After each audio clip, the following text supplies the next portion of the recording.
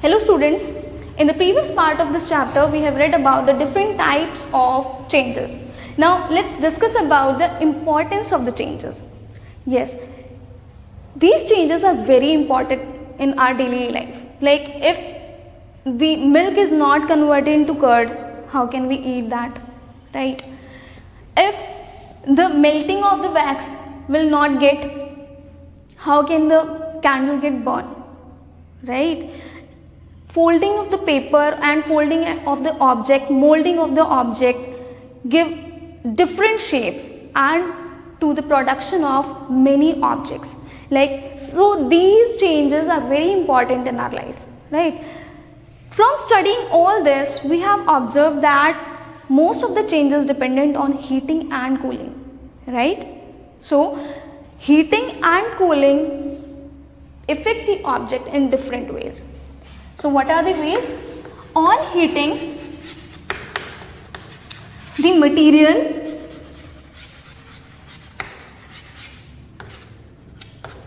expands. When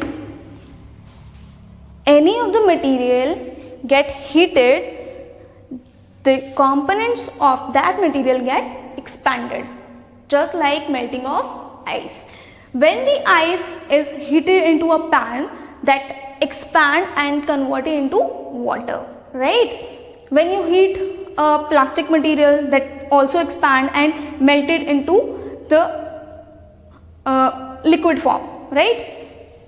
So heating of any material expand the material. Now cooling. On cooling of any material, the material get contract. Material get contract, or we can say shrink. Okay, just like you, when it is cold weather, you shrink into a very small space, right?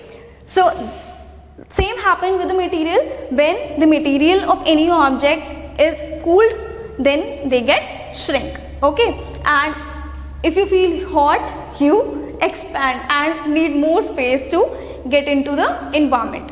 Okay, just like a thermometer.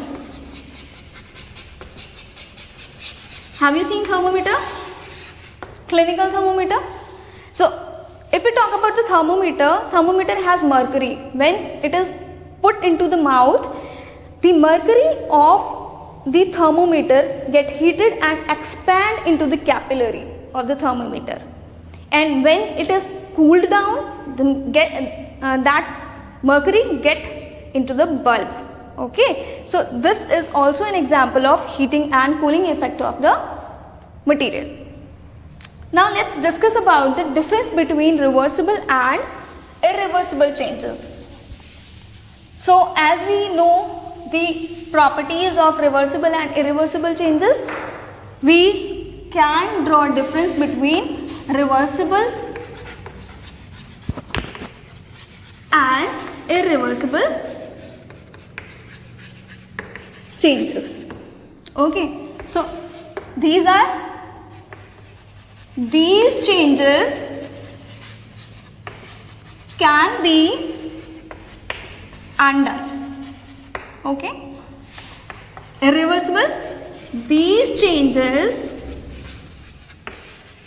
cannot be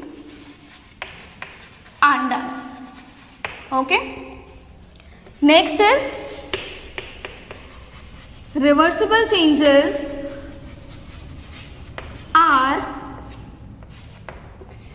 temporary and irreversible changes are permanent. Okay, examples are folding, melting, freezing, etc. And the examples of irreversible changes are heating, baking, mixing, etc. Okay, so these are the differences between reversible and irreversible changes. Now let's discuss about the difference between physical and chemical changes.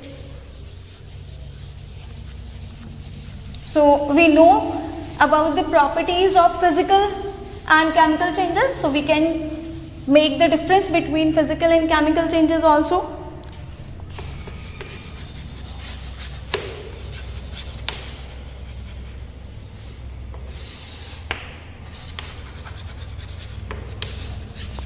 Okay, so what are physical changes?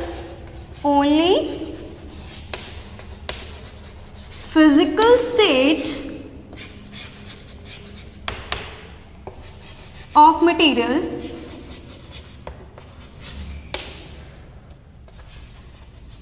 changes in physical changes. Okay, only the physical state of any material changes is known as physical changes, right? And what are chemicals? When the substance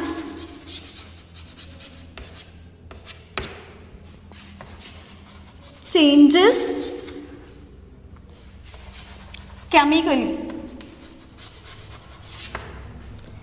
is known as chemical change. Okay, so next property of the physical changes are these can be reversible.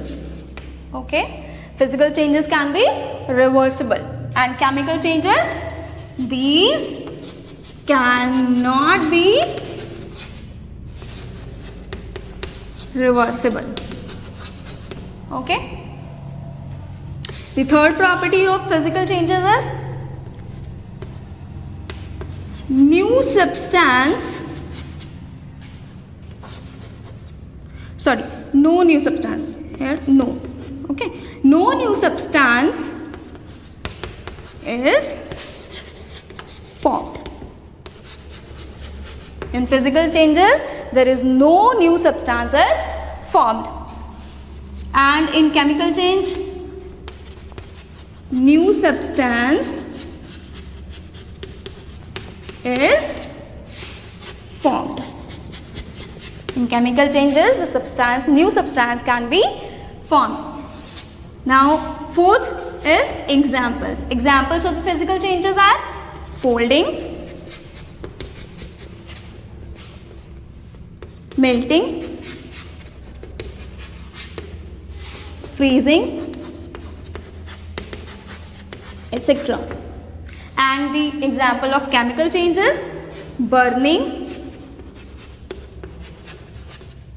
heating, baking, rusting, etc. So this is all about the changes around us.